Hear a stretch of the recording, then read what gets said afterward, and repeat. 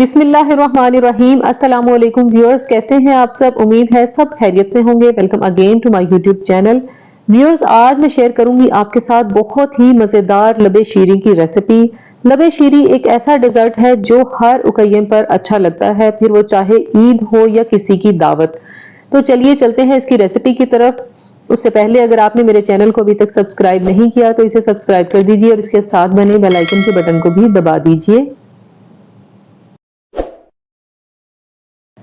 Recipe के लिए सबसे पहले हम एक कढ़ाई में लेंगे 2 से 2.5 कप दूध।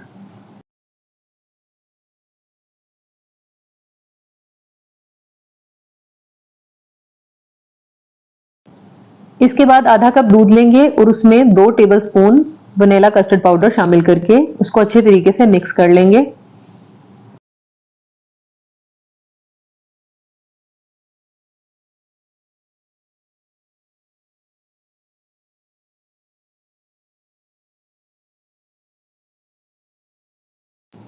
इसके बाद जब दूध में बॉयल आ जाएगा तो इसमें हम एक अदद हरी इलायची ऐड कर देंगे।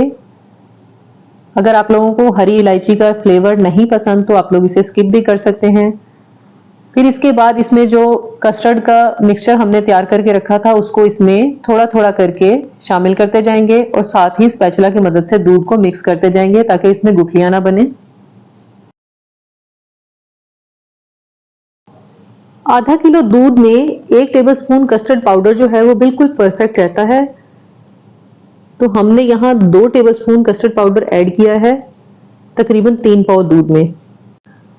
अब इसमें 1/3 कप चीनी ऐड कर देंगे और इसको अच्छे तरीके से मिक्स कर लेंगे। ये आप लोग देख सकते हैं कि कस्टर्ड की कंसिस्टेंसी इस वक्त थोड़ी सी कम है, लेकिन जैसे जैसे पकाते जाएंगे इसमें थोड़ी सी थिकनेस आती जाएगी। हमें ज्यादा थिक कस्टर्ड नहीं चाहिए क्योंकि आगे जो हमने चीजें ऐड करनी है उससे भी कस्टर्ड में थोड़ी सी थिकनेस आती है,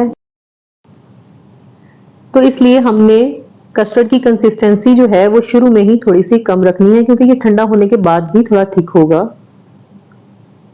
ये कस्टर्ड हमारा जो है वो तैयार है, आप लोग इसकी कंसिस्टेंसी देख सकते हैं। इस पॉइंट पे हम इसको उतार के ठंडा कर लेंगे।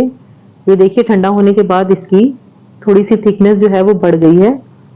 अब इसमें हम ऐड कर देंगे आधा पैकेट क्रीम और इसको अच्छे तरीके से इसके साथ मिक्स कर लेंगे।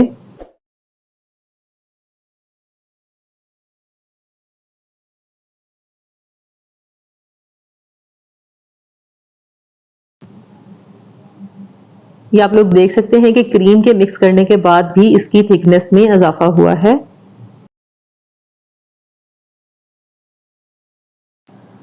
अब इसमें जो हरी इलायची हमने डाली थी वो निकाल देंगे और फिर इसमें आधा कप रंगीन सवैयां बॉईल करके वो शामिल कर देंगे और इसको भी कस्टर्ड के साथ अच्छे तरीके से मिक्स कर देंगे।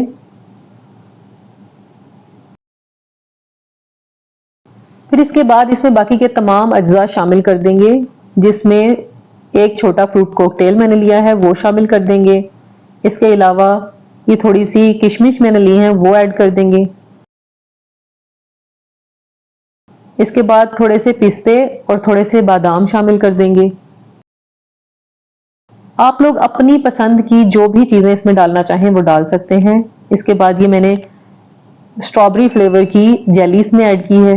अब इन तमाम चीजों को हम अच्छे तरीके से मिक्स कर देंगे। अगर आप लोग चाहें तो इसमें फ्रेश फ्रूट भी शामिल कर सकते हैं, लेकिन इस बात का ख्याल रखिएगा कि फ्रेश फ्रूट शामिल होने के बाद आपको इसे 3 से 4 घंटे में इस्तेमाल कर लेना है, क्योंकि उसके बाद फ्रूट अपना पानी छोड़ना शुरू कर देता है। लेकिन जो चीजें मैंने शामिल की हैं इससे आप इसे अगले दिन तक इस्तेमाल कर सकते हैं। ये हमारा लबे शीरी जो है वो बनकर तैयार है। अब इसे डिश आउट करते हैं।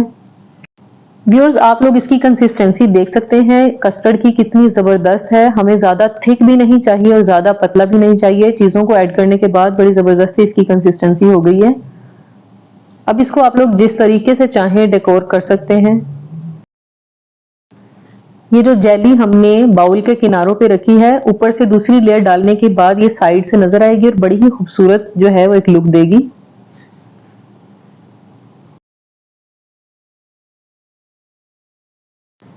इसके बाद इसको ऊपर से अब जिस तरह से चाहें गार्निश कर सकते हैं।